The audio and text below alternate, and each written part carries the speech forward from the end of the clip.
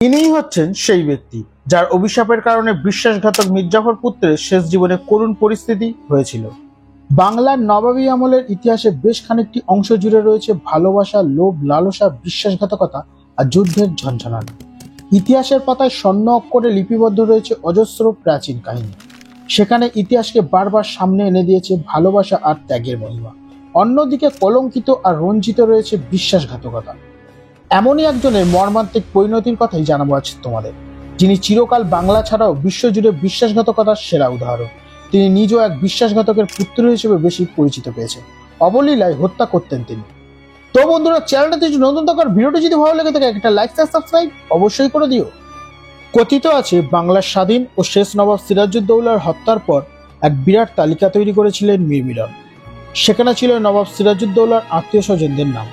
তার ইচ্ছা ছিল সিরাজউদ্দৌলার বংশের কাউকে তিনি বাঁচিয়ে রাখবেন না। ইতিহাস বিখ্যাত সেই দুর্ধর্ষ যুবকই হলেন বিশ্বাসঘাতক মির্জাফরের পুত্র মিরন।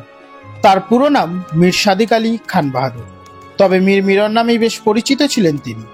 ক্লাইভের প্রতিনিধি ওয়াটসনের সঙ্গে গোপন ষড়যন্ত্রে মির্জাফরের সার্বক্ষণিক সঙ্গী ছিলেন তার পুত্র মীর মিরন। রহস্যময় মৃত্যু কাহিনীর মতোই তার সমাধি নিয়ে রয়েছে নানা মত। অনেকেই বলেন প্রাচীন বাংলার রাজধানী রাজমহলেই রয়েছে মীর মিরনের সমাধি। আবার অনেকের ধারণা তার সমাধি এটা নয়। মিরন ছিল খুবই অমানবিক এবং নৃশংস। তার চির প্রতিদ্বন্দ্বী সিরাজউদ্দৌলাকে হত্যা করতে নানা ছক কষতে থাকেন। সিরাজউদ্দৌলা ব্রিটিশদের কাছে ধরা পড়েন 1757 সালের 3 জুলাই। বন্দি করে রাখা হয় তাকে। এর পরের দিন 4 জুলাই মির্জাফরের আদেশে তার পুত্র মিরনের তত্ত্বাবধানে মুহাম্মদ দিবেক সিরাজউদ্দৌলাকে হত্যা করেন। কথিত আছে সিরাজের মৃত্যুর পর তার মৃতদেহকে হাতির পিঠে চড়িয়ে সারা শহর ঘোরানো হয়। এরপর সিরাজউদ্দৌলার ছোট ভাই সহ পরিবারের অনেক সদস্যকে হত্যা করেন মিরন। সিরাজউদ্দৌলার পরিবারের নারী সদস্যদেরও বন্দী রাখা হয় ঢাকার জিঞ্জিরা প্রাসাদে। সেখানকার লোকেদের বারবার নির্দেশ দেওয়া হয় সবাইকে মেরে ফেলতে, তবে তারা না করায় নিজেই বুদ্ধি বের করেন মিরন। মুর্শিদাবাদে ফিরিয়ে আনার কথা বলে তাদের নৌকায় চড়ানো হয়। এরপর মাঝ নদীতে নৌকা ডুবিয়ে হত্যা করা হয় সিরাজের মা আমেনা এবং খালা ঘসিটি বেগমকে। ক্লাইভের হস্তক্ষেপের ফলে সরফুন্নেসা এবং সিরাজের স্ত্রী লুৎফুন্নেসা এবং তার শিশুকন্যা উম্বে জোহরা রক্ষা পান এবং পরবর্তীতে তাদের মুর্শিদাবাদে আনা হয়। ইংরেজ কোম্পানি সরকার কর্তৃক প্রদত্ত সামান্য ভিত্তির উপর নির্ভর করে তাদের জীবন ধারণ করতে হয়। সে সময় মৃত্যুর পূর্বে সিরাজের মা আমেনা মিরনকে অভিশাপ দিয়েছিলেন যে সে যেন বজ্রাঘাতে মারা যায়, আর তার কথাই সত্যি হয়েছিল। নিজ প্রাসাদে ওয়াটসনের সামনে মির্জাফর মাথায় পবিত্র কুরআন নিয়ে যখন ব্রিটিশদের পক্ষে কাজ করার প্রতিজ্ঞা করেন, তখন মির্জাফরের আরেক হাত ছিল তারই পুত্র মিরনের মাথায়। নিজ মাথায় পবিত্র কুরআন আর নিজ পুত্র মিরনের মাথায় হাত রেখে জঘন্য ষড়যন্ত্রে লিপ্ত হওয়ার পরিণতি দেখতে বেশি দিন অপেক্ষা করতে হয়নি বাবা মির্জাফরকে। পলাশির যুদ্ধের 3য় বর্ষ পার হয়েছে মাত্র। এর মধ্যে নবাবের সৈন্য মিরনের নির্দেশে এবং ব্রিটিশদের সহায়তায় রাজমহলের কাছাকাছি আজিমাবাদে চলে যায় দিল্লির বাদশাহ আলম এবং পূর্ণিয়ার শাসক খাদেম হোসেনের যৌথ বাহিনীর মোকাবিলা করতে। এই যুদ্ধে মিরন বেশ বুদ্ধিমত্তা আর সাহসের পরিচয় দেয়। এই যুদ্ধেই তার জীবনের কাল ঘনিয়ে এলো। দিনটি ছিল 1760 সালের 3 জুলাই, ঘোর বর্ষাকাল। আজিমাবাদে যুদ্ধে আছেন মীর মিরন। এতটাই ঝড় বৃষ্টি শুরু হয় যে সৈন্যরা তাঁবুতে আশ্রয় নিতে বাধ্য হয়। মিরন তার জন্য তৈরিতে বড় তাঁবুতে ছিলেন, তবে অনেক বেশি ঝড় হয় তার তাঁবু ক্ষতিগ্রস্ত হয়।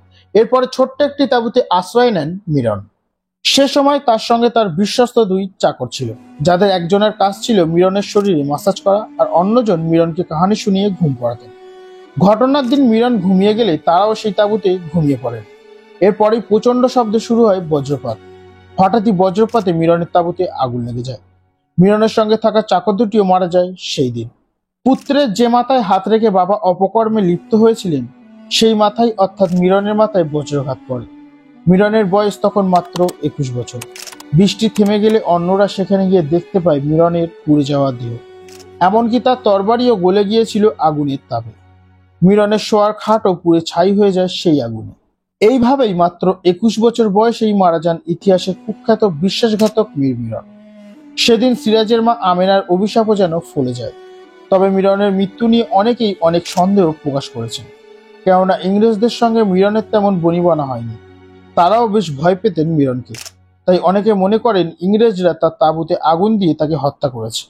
সেনাপতির মৃত্যুতে সৈন্যরা রেগে গিয়ে যদি কিছু করে বসে, তাই মিরনের মৃত্যুর সংবাদ গোপন রাখা হয়। মিরানের মৃতদেহ হাতির পিঠে উঠিয়ে নিয়ে আসা হয় রাজধানীতে, যেভাবে সিরাজউদ্দৌলার মৃতদেহ হাতির পিঠে চড়িয়ে সারা শহর ঘোরানো হয়। মিরানকে এমনভাবে আনা হয় যে সে যেন অসুস্থ।